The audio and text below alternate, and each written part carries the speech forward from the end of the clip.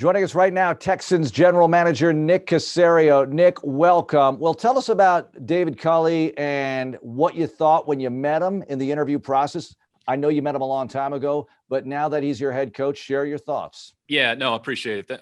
Good to be here, Mark. Yeah, I mean, David has a long coaching history, obviously. And I think one thing that is noticeable, right, he's been a part of a lot of successful programs. And I think what you notice is some of the best coaches, some of the most successful coaches, they've made a deliberate effort to make sure that he was a part of their staff. So whenever you do that with somebody, it speaks about the individual and it speaks about their attributes and what they bring to the team in whatever role it may be. So spent a lot of time with Coach Reed in Philadelphia and Kansas City as well. Won a lot of games, went to the Super Bowl in Philadelphia. We faced them in 2004.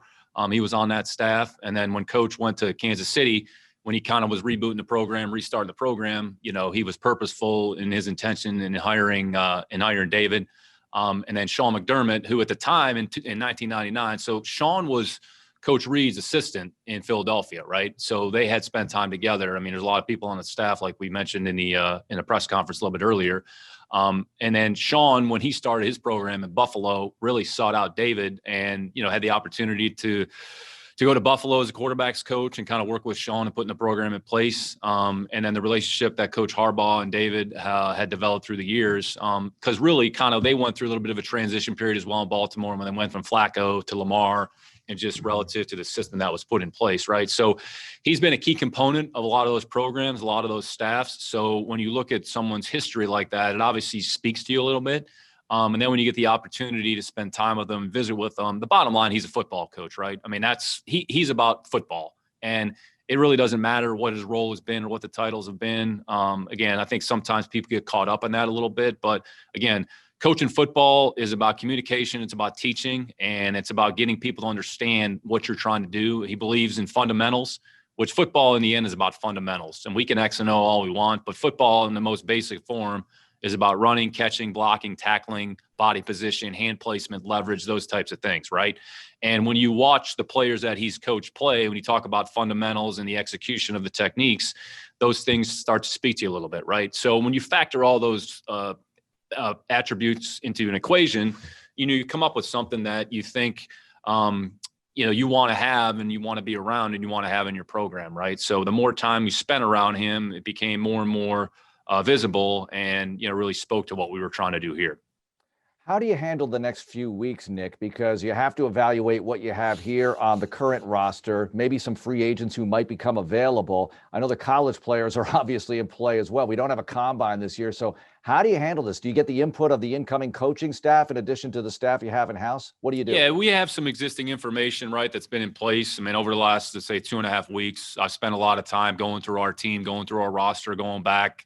The fact that we played the Texans during the years kind of helped with some of the preparation, understanding some of the personnel, right? So eventually we'll put the staff in place probably over the next 7 to 10 days, right? And once the staff is in place, then we'll give them the opportunity to evaluate the team. So we have a little bit of time, but again, the first thing is going to be the new league year, March 18th with free agency. So we'll have to make some decisions or at least have a plan relative to what we may or may not do in those situations. And we'll have to lean on our respective college and pro staffs, right, for their input. Again, once you get past the Senior Bowl, I know we were talking about the Senior Bowl a little bit earlier, but once you get past the Senior Bowl, that's really the only sort of postseason evaluation tool or mechanism that you have. So we've accumulated a lot of information to this point with Lip and his staff and on the college scouting side. So really what you're trying to do is sift through some of that information and really start to pare this down a little bit, right? Take the universe of players from this to this, understanding it's going to be even a little bit smaller. So there'll be some steps in place, but staff construction will be one. Number two, evaluation of the team. And number three, start the preparation for free agency. Again, we'll have to make some decisions to kind of put ourselves in the position where, you know, we may have more activity or less activity, but depending on, you know, where we are in the whole salary cap situation, right? So there's always a lot of balls in the air to juggle, but, you know, we'll take it one step at a time and, you know, hopefully have a plan that we'll be able to execute, you know, once a new league year starts. Well, as far as college players go, do pro days become a bigger part of the picture? I mean, you mentioned you have a lot of the money in the bank already as far as evaluation, but do those factor in? Yeah, yes and no, Mark, because I think what will happen is you might see maybe some players less inclined to work out, right? Just kind of put themselves in, you know, at risk. And the number of people from an organization that can actually attend a pro day is limited relative to what it's been in years past. So you're gonna have to be smart about how you allocate your resources and where you send people. So I would say it'll be one small component of a bigger equation. You're going to have to rely on maybe some other information.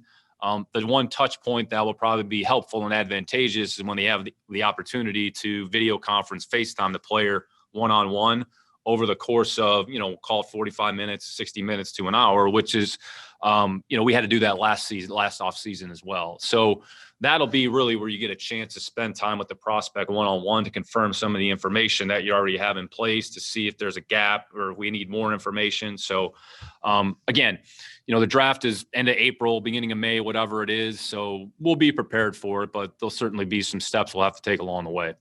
Well, everyone's asked you about Deshaun, but you have more players than the quarterback. I mean, what are you able to do in this environment, COVID, whatever, and at this time of year in general, in terms of communicating with the current players on the roster, especially for an incoming staff, GM-wise and coaching-wise? Yeah, no, you have some limitations, and that's per the NFL rules. So we'll make sure that we're in compliance with that. Again, we'll have to rely on some of the information that maybe some people that were here previously have, and just try to make a good decision and make sure we have the right information so we can make a smart decision, understanding that there's always transition every year in the NFL, right? We talked about this a little bit earlier, call it 25, 30%. You're going to see some attrition. You're going to see some addition, right?